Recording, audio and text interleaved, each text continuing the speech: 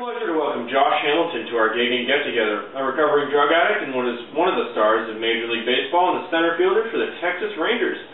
29 years old and is also the author of the new book, Beyond Belief, Finding the Strength to Come Back.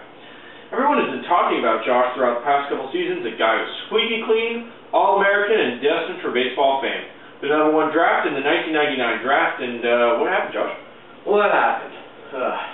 Well, I've made some bad choices, and really, the only two things, and I don't use this as an excuse, but the two things I knew in my life were baseball and my parents.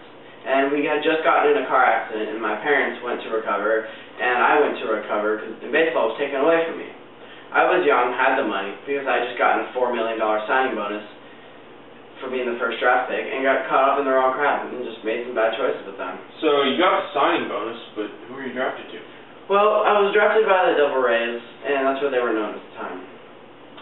And did you ever play minor league ball for them? Yeah, actually the only time I had ever played minor league ball was when I came up with them. So when things started to go bad, tell me how you started your addiction process. Well, you know, I was right at 20 years old, and I had just gone through high school, and I had never done drugs, taken a sip of alcohol, or tried anything like that. So you just played ball, huh? Yeah, I just played ball, went to high school, and did what I was supposed to do. I was known as the good kid, all-American boy.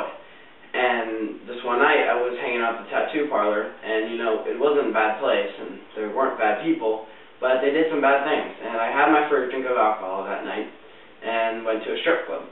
It was my first time going to a strip club, and I'd done a lot of firsts that night. And they invited me back to their place, and a guy laid out a line of cocaine on a mirror, and I asked him questions about it, and I knew what it was, but I just asked questions, and then proceeded to try it. And what happened? And I liked it, I won't lie to you. It gave me the adrenaline rush from throwing guys out at the plate, and the crowd going nuts about it.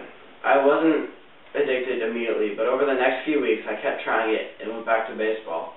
And then went back to baseball after my injuries were healed, and I got hurt again. It was like a big vicious cycle all over again, and I went back to using. And how did baseball proceed to suspend you? Well, I went to spring training in '03, and I was still using.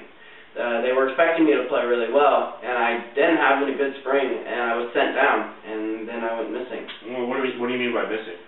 Well, I didn't call anyone for several days. No one knew where I was, and I had gone back to the place where I had begun to use. And I came back to baseball, and just randomly, and got drug tested, and got suspended from there. So how did the tattoo start? You seem like you're tattooed all over the place. Yeah, I'm tattooed everywhere. In fact, I got one tattoo, and, I mean, I just kept getting more. I mean, while during the All-Star game, one of the commentators said that I got all of them while I was high. In fact, I was never high when I got my tattoos. The tattoo started before the drugs and alcohol. So why'd you get them? Well, when I look back on it, it was like a release for me, like I was medicating with the tattoos. Can you remove them? Yeah, you can, but they leave scars. But I look back on them and think of it as a chapter in my life. So how did you beat the addiction? Well, while I was in the midst of my addiction, I had seen my wife Katie with our 2 kids. We had just had another one, and I saw her doing the life on her own. And she came to me one night and said, "I have been praying to God about it, Josh. He's going to let you come back to baseball, and it's not going to be about baseball. It's going to be a whole lot more than that." And I was like, whatever, I didn't want to hear this. I wasn't into that. But one day I looked back on that and thought about it, and that's what really made me turn around. So you credit God for your ability to stop drinking, stop doing drugs, and ultimately becoming a better player? Well, I give him all the credit for my baseball ability. Obviously, it's a God-given talent. Could he have used me? On the platform I'm on now, being the clean-cut kid, absolutely. How often did baseball drug test you a week? 3 times a week. It actually helps me stop. In fact, I just got back from being tested right now. So do you ever get heckled by the fans in the stands? Actually, yeah, but every outfielder does. It's not just me. This is a funny story.